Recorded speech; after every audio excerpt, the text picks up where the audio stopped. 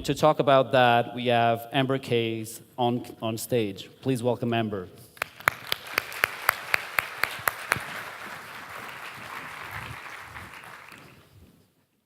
Good afternoon. I'd like to talk to you about calm technology. Who's heard this quote that 50 billion devices will be online by 2020? A few of you. So a lot of technologists at new tech conferences love to talk about the idea that at some point we'll have enough technology that every problem will be solved. It's always 10 years or 15 years out that if we just add more tech, everything will be okay. But we're at a point in our lives where we have a lot of tech. Do you think that we actually have more free time? Wasn't the original promise of tech to give us more free time? How many of you have more free time because of technology? Any of you? So whenever I see these quotes, I like to ask, does this sound good? Is this a good idea?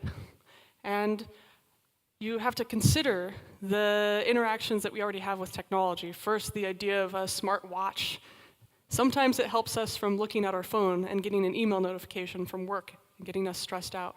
But sometimes it distracts us from the moment around us. Or when technology companies want to make smart fridges, I get called up by these future tech companies all the time, and they really want me to build a smart fridge. And some of the requests are, can you build a smart fridge that tells me when the bananas have gone bad? And I tell them, the bananas already have a pill. They tell you when they've gone bad. You don't need a $2 million venture-backed Silicon Valley company that's going to go out of business in 2 years, that's written in a terrible programming language that's really cool right now but won't be cool anymore, that you can't hire programmers for, that's then going to go out of business and you won't be able to support and maintain your fridge. Not to mention, if you have too many of these, you get what I like to call the dystopian kitchen of the future, in which everything's written in a different programming language, everything runs out of batteries, you can only Bluetooth into one device at a time, everything tries to play music at you, everything's connected to Alexa and Sonos, but you can't say anything to Alexa because you have a slight accent that's not San Francisco standard, so you have to say it a couple times. And if you get divorced, how do you split the devices? Is there a device profile you can do? And as technology gets closer and closer to us, what does it mean? It means life and death. There were some early pet feeders that you could plug into the wall and you would set on a timer and they would feed your pets for you. But PetNet decided to come out with a new pet feeder that was internet connected. You could Skype your animals when you were gone. The website said, never worry about feeding and watering your pet again. So people didn't. But what happened is that the feeding mechanism, the scheduling system, was web connected. So what happened was that the server went down, and the pets starved. And the Twitter account just said, sorry, our server is down, we're looking into it. Meanwhile, people were flying back across the country trying to get to their pets, having people break into their house for them to feed their pets. They couldn't Skype them because that was down. When I looked at the web page that said, don't worry about feeding and watering your pets, the promise of the product that was responsible for the life and death of an animal, it said, don't worry. But when I looked at the terms of service, it said, we agree, and you agree, that you're not responsible for the well-being of your pet, and we are not responsible for that. That the service could go down at any time, but it's not our fault. And you had to agree to this, even though nobody read it. As technology gets closer and closer to us, we can't build it like a desktop computer. We have to build it as if it's going to get in our way at some point. At some point, we have to think, how do we build for the suboptimal condition? Not the person with the perfect San Francisco accent, not perfect web connectivity, not all of the occasions in which everything goes right, but for an interruptive state, for a world in which battery life is scarce, bandwidth is scarce, attention is scarce. You can Bluetooth into one thing. Screen real estate is scarce. If you don't build like that, you guarantee that somebody who doesn't have the perfect software and the perfect amount of money and the perfect accent won't be able to interact with your technology. We need the opposite of an interruptive technology. We need a calm technology. And this phrase is not new. This is not my phrase. This actually came from the 80s and 90s at Xerox PARC, where we got the graphic user interface, and we got Ethernet, and we got all of these new technologies. It was the future before the future happened. And Mark Weiser and John Seeley Brown decided they would hire anthropologists and sociologists and artists to counter the ideas of pure technology. that if we didn't understand humans, how could we build good technology for them?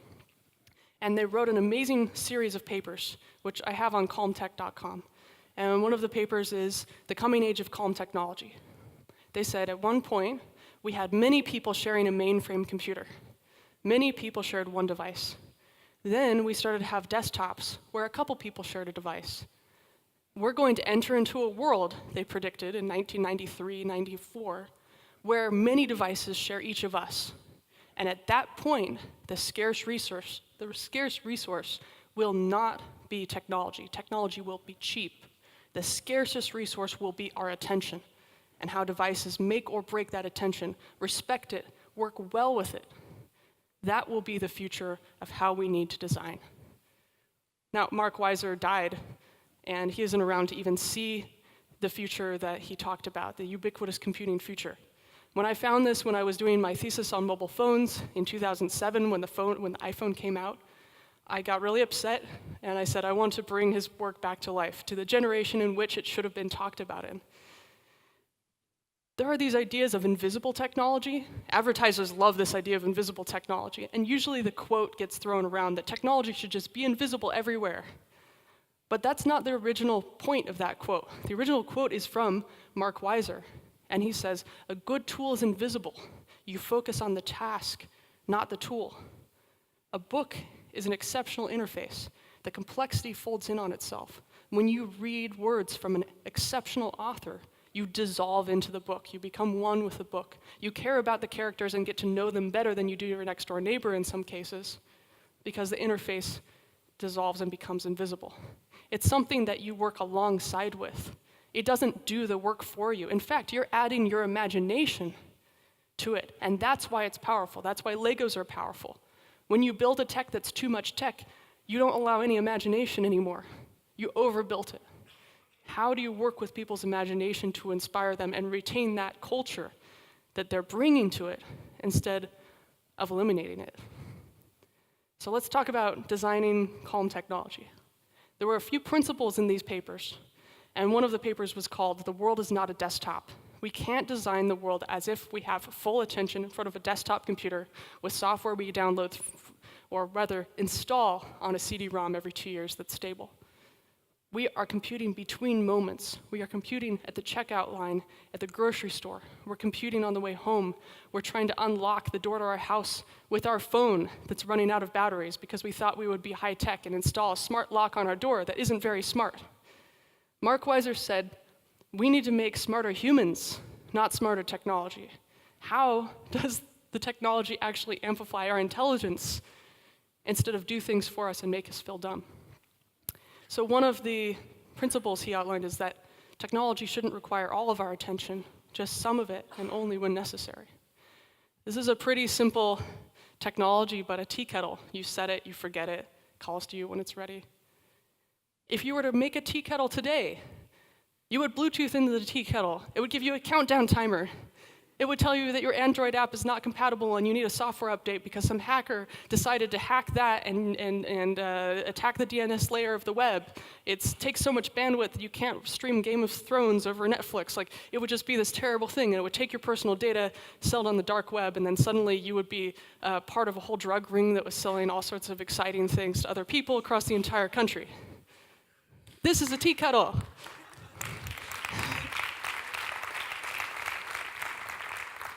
Can we make this? This is the least amount of technology to get the job done. The hot air makes it sound. If it's electronic, then there's a simple buzzer in it. It's okay. You know when you're using it. You know when you don't. It's just like a light switch. A light switch is so useful because electricity is the original killer app for appliances, the first apps. You can go into a room, you don't know where the light is, you kind of slap the wall a couple times, and then bing, a light turns on. Unless the electricity is out, it's not a big deal. Like right now, we don't even notice electricity is everywhere. We can plug in, it's fine. In the United States, there was this idea of electrifying the entire country, that everybody at every single social class level should have the same access to electricity as everybody else. Because then, General Electric and large companies could sell appliances to everybody. the original apps. So the idea was to have something that didn't fail, because it's a big deal if there's an electrical failure. Can you imagine if electricity was fickle as Wi-Fi? Wi-Fi always goes out. You can't connect to it. If you had to plug something into the wall, like you had to plug into Wi-Fi, our connectivity is not like electricity. We don't have the original promise of connectivity for everybody. And so we have all of these failure situations. That's why I like the light switch. It's there when you need it, not when you don't. You don't have to pay attention to it, and anybody can use it. Versus a Bluetooth speaker that you have to have the right app and the password to get into. Technology should work with your peripheral attention. Peripheral attention is interesting because, like a desktop computer, right in front of you, you have high resolution. You can pay attention to a lot of things in heavy detail. But as you go around here to the other side of your head, or even through touch, you can still pay attention to information. You can hear, through touch, a notification. You can see a light indicator. You can hear a sound. How do you use other senses to make people aware of things without having to jostle all of their primary attention out of the way? When we built cars were an interesting technology because there's a foot pedal in the car. We forgot about foot pedals. The very first mouse by Doug Engelbart in the 60s actually had a foot pedal to scroll down the page so you didn't have to click on it. We forgot about that. Sewing machines have foot pedals. We have trash cans with foot pedals, so you don't have to open up the trash can lid. It's amazing. If you had a foot pedal to open a door in the restroom, you wouldn't have to worry about touching the handle of the door. The original material door handles were made out of, actually sanitized overnight, automatically. I think it was brass or bronze, so you didn't have to wipe it down all the time. Like, if we think about the materials that we use and what they do over time, we can make really interesting things. We just have to go back in time sometimes and say, what did we forget? What didn't carry over from the last generation? What's worked for 1,000 years? And how can we make that into something that's modern? If you go to Tokyo, you see sliding doors everywhere. You have the original sliding door made of wood or bamboo, and you open it up. But then you have the electronic sliding door. It's the same thing, it's just modern. You don't have to worry about people opening the doors for you when you have a heavy package. It just opens for you. So how do you blend that and take what was there in the beginning? Empowering peripheral attention is how cars work. You have the foot pedal, which you don't have to look at to operate. You have the stick shift, if you're driving a stick shift. You have the rear view mirrors that you can glance back and forth. But the whole point of the car is to keep your primary focus on the road in front of you. And when you're using a phone at the same time, a phone drops all of your primary attention into the device. So you forget about capturing all those variables around you, and you get stuck, and then you can get in an accident.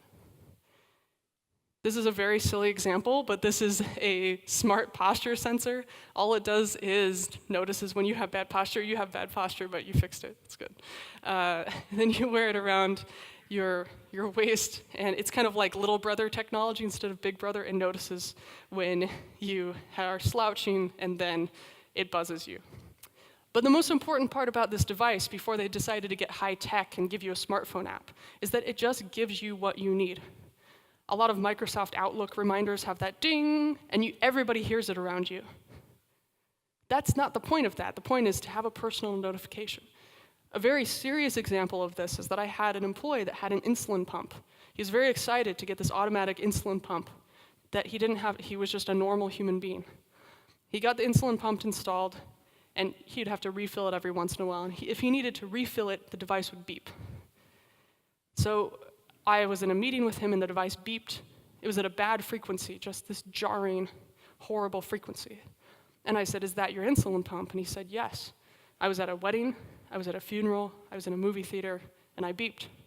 And I said, "Can you turn it off?" He says, "I can't turn it off." I went to Sweden, and all these parents were upset because their kids had insulin pumps, and they couldn't turn off the notification. They talked to the company, and the company said, "Sorry, regulations say we can't turn off the beep. This is something that's used in an assisted living home, and we want to make sure the caretaker can fill the insulin."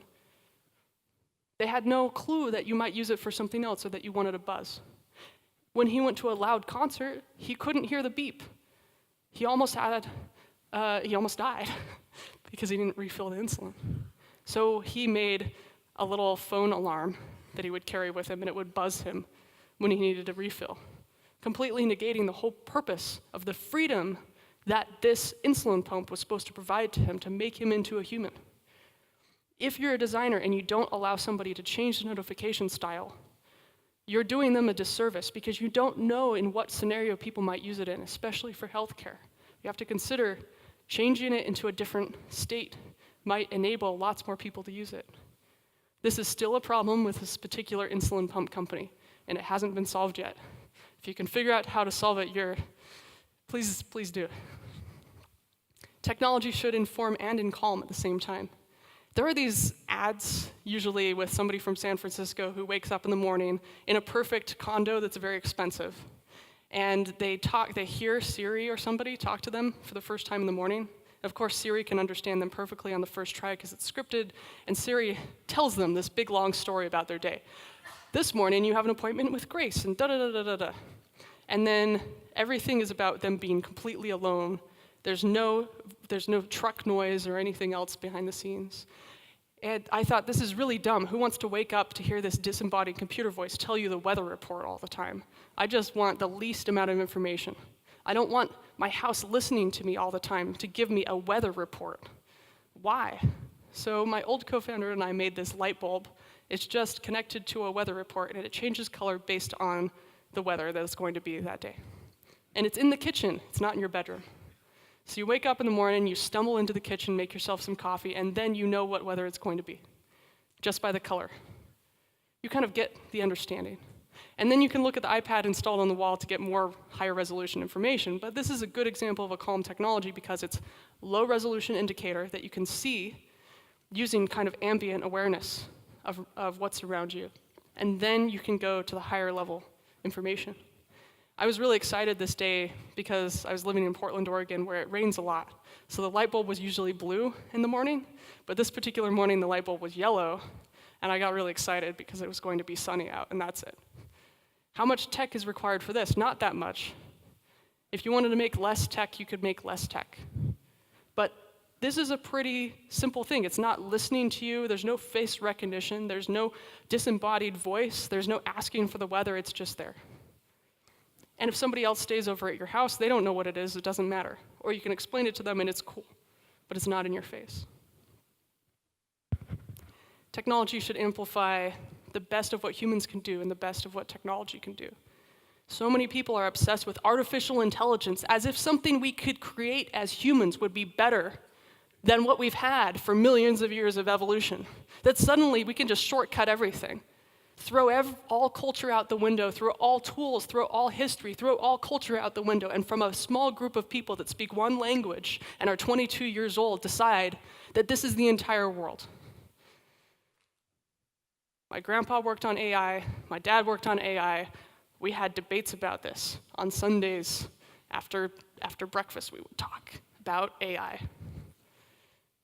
Now, sometimes a computer can do something better than a human. And sometimes a human can do something better than a computer. But the key is that the origin of cybernetics and all of this early thought about humans and technology, and our entire story of our tool use, has been about people working alongside machines, and machines working alongside us, and animals are working alongside us, and us working alongside animals, and having us each empower each other and take care of each other. There's never been a period of time in history where suddenly something completely takes over and is better than us, except for God, I guess. So we have to think about how do we take what's good about each, and what's actually really successful out there does this well. Google indexes what we write. It uses little bots that go out there invisibly. They index what humans do, and instead of having the I'm feeling lucky button that just gives you something and assumes your context, you're given a choice. It's doing some of the searching for you and some of the assortment, but at the end of the day, you're making the decision.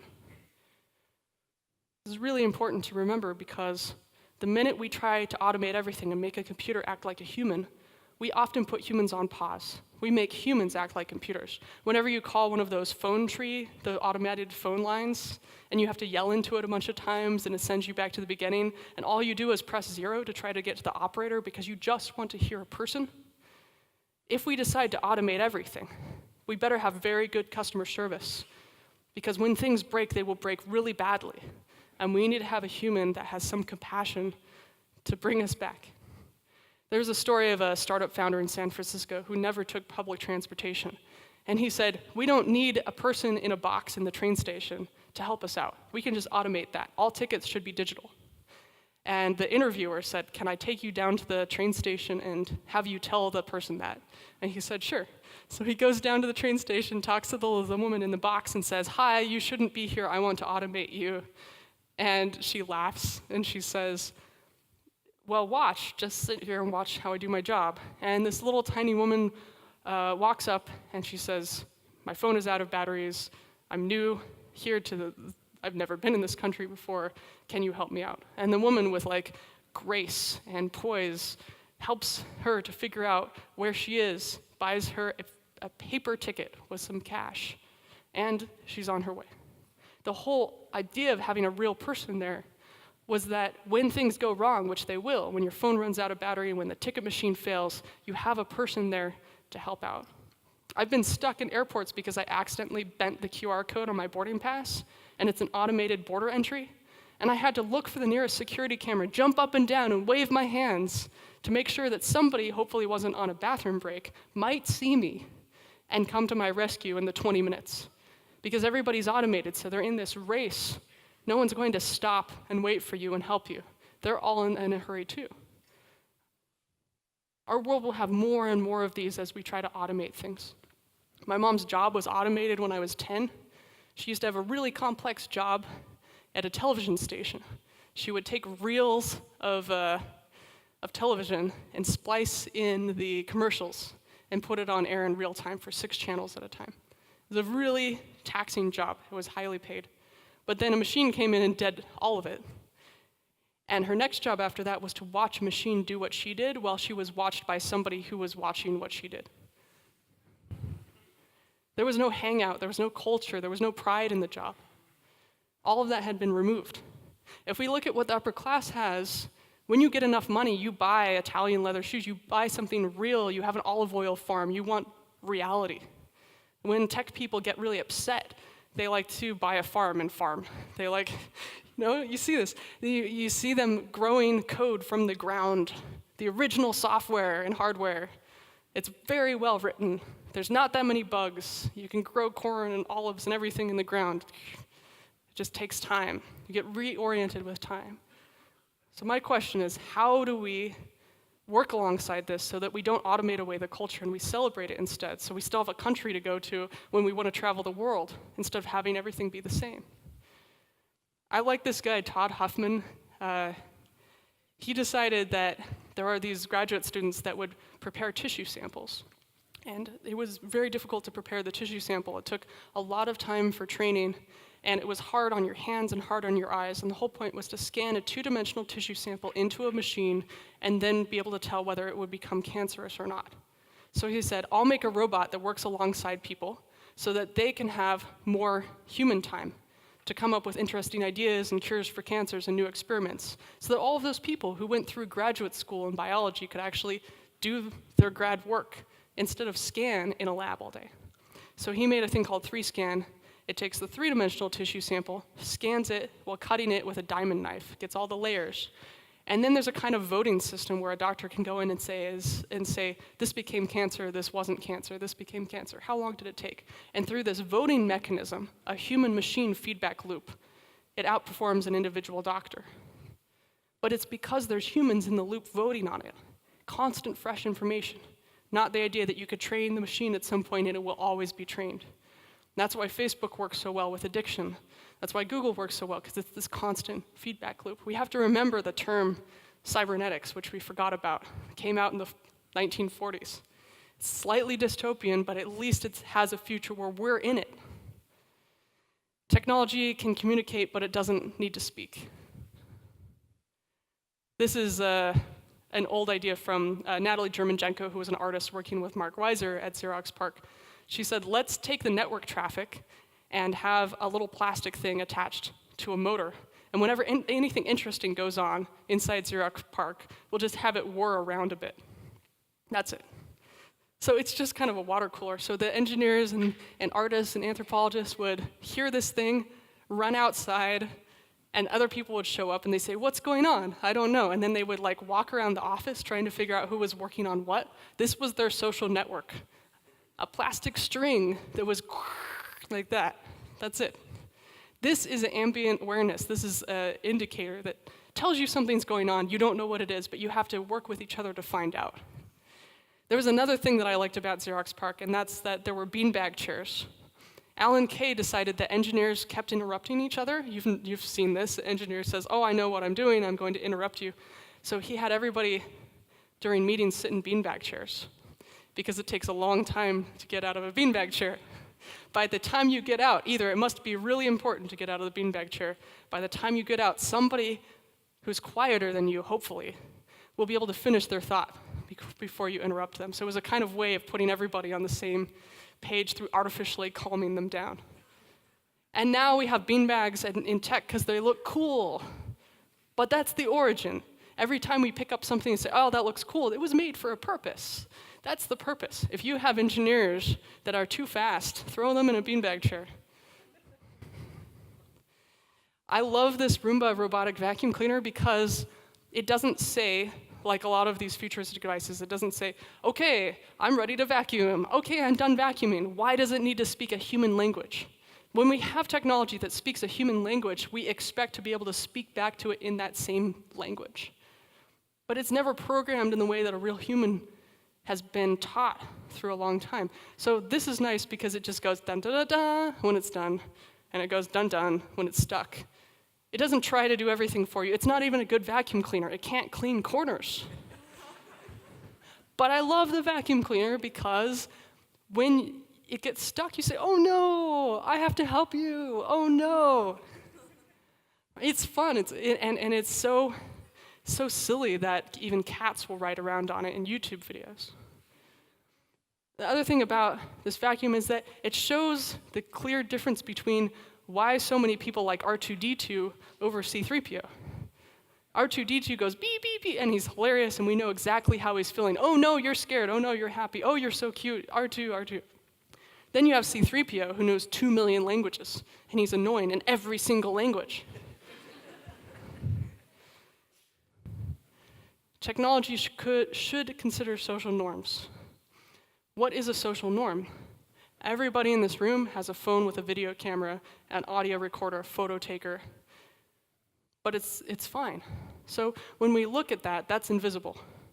When 15 years ago, cameras started to come out with phones, or phones came out with cameras, we were terrified of them. There was this idea that our privacy was dead and that everybody would take pictures of each other. It turns out that we use the camera phone to take pictures of our food before we eat it as a pre-digestive ritual. But we don't use it in the way that everybody's terrified about because it's normal. Everybody has it. It took a couple years for people to realize that when you're taking a photo, you go like this and you go click. So you can either duck out of the way or say, somebody's taking 2,000 photos, they'll never look at them again, I'm completely anonymous, it's fine. But it also gets rid of the idea of the joy of figuring out how to take a photo. You could take 2,000 photos, or you could have some analog film and take like 3. But those 3 photos, even if they aren't that good, mean something. You printed them out. How many of you go through your old photos that you've taken? Yay! How many of you print them out? Yeah! Thanks. I'm so glad to hear that. Anything that's below the current norm is restorative and therefore accepted. So the idea of an eyeglass restores you to the norm of good vision and can be even decorative, but it doesn't have to be, it's not scary. Glasses aren't scary. But anything above that norm is enhancing, it's fear-inducing. Because not everybody has it, it's expensive.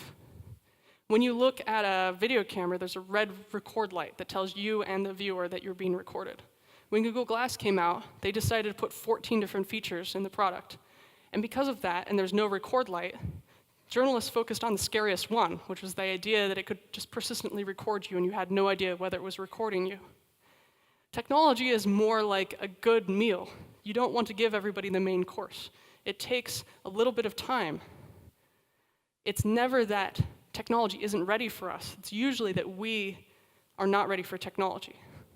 When the elevator first came out, We had to artificially slow it down because people weren't used to being accelerated that quickly. They thought they would die. They thought they would melt into the bottom of the elevator. Same with trains. We'd never been accelerated that way before. In fact, we were afraid to touch the buttons on an elevator until the elevator operators union went on strike in New York. Then we realized we could press the buttons ourselves. So we have to realize that there's a kind of metabolism rate, a digestive period of time for the tech. Apple understood that if they wanted to make an iPhone or an iPad, Alan Kay created in 1968, by the way. It took that long to come out. Then you have to take some time. So he had, how do we make something very small? Well, let's put music on it, put it in people's pockets. Okay, iPod. Now eventually we'll put buttons on it. Now we'll put a touch screen on it. Now you can do something with a touch screen like something weird like play a sound. Now you can have a cell phone connection. Now there's an app store. Now we've released the app in the App Store, and it's a fart app, so you can press a button to make a fart, and then people talk about it, and it's friendly, and it's silly, and a 14-year-old can do it, and okay, now there's millions of apps. 15 years, 20 years, 30 years? Every single feature needs a digestive period for people to understand it. If you don't understand where it is, and you don't work it into the social norms, then it's easy to tell what will fail. Technology is best when it's the minimum amount to solve the problem. That's really hard to do because all of the additional features will slow your product down. If you take everything away until there's nothing left to take away, as the famous design quote goes, then you don't have to support it. People are happier, they can do more interesting things. I like streetlights because they're like punctuation for the city. You just notice when you need to go, you notice when you need to stop. They were invented in a time in which we just worked better with attention. And the toilet occupied sign is red or green, but even if you're red-green colorblind, it's a pictogram. You don't need to know a specific language to understand it. I want to see more universals like this. There's ways to do this with technology. You don't need to translate this into 200 different languages. You can just use it around the world. Finally, technology should make use of the near and the far. In the beginning, we had the idea of computers that were far away from us. Bill Gates used to sneak out of his house at 3 in the morning because he bought some time on a mainframe computer, University of Washington, so he could program. And he'd drive out there and then come back. So we used to share the resources. Then the computers came down to us in terms of personal computers. And now suddenly, all of our important information is far away from us, hanging out in a server. So how do we bring that back down so that the important stuff to us is near us and the non-important stuff is far away? If you put your phone in airplane mode, what can you do with your phone? You can take a photo, record something, maybe look at some photos, maybe take some notes. Remember when you had a desktop computer and you could do everything on that? You would never dream of even having a connection? How do we make a hybrid? How do we have our own kind of personal server that if I go to the doctor, I have my medical file, I bring my medical file, they add to it, and I get it back at the end. So I'm not sitting there waiting for them to toss around records if I'm in another place. Then if somebody's hacking a system, they might only get what you're sharing with somebody else for the last 20 minutes, not the entire time. Most companies can't be security experts and provide a product at the same time.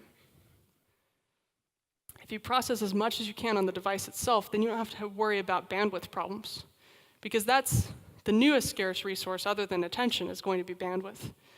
So how can we make tech that sends the least amount of data through? That's the question. Hopefully you can solve it. So if good design allows you to accomplish your goals in the least amount of moves, and you design less and less and less, then calm tech allows you to do this with the least amount of mental cost. Because, as Weiser said, a person's primary task shouldn't be computing, unless you want to. But you shouldn't have to be a system administrator to live in your own home. It should be being human.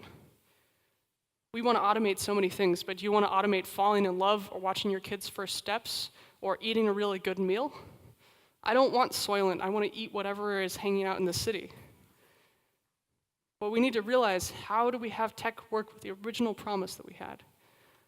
It will make sure that tech still sells. You can still make lots of money with this. But we can live alongside it in the way that we're supposed to, and the way that we did in the past. And again, the scarce resource will be our attention. And today we live that world. So moving forward, consider these things. Don't panic about putting all the latest features in. Think about what's going to work for a long time, because then you'll have something that's maintainable and successful and interesting, that works and brings people joy for the most amount of people, not just the people with the really good Wi-Fi connections. I got really excited about this and wrote a whole book on it, and then I got really upset about bad sounds, so I wrote a book on that. That'll come out next year, not this year. And then I made a whole site where I gathered the original research from Mark Weiser, and you can read it all. It's beautiful. It stands the test of time. It writes as if it's today. Thank you very much.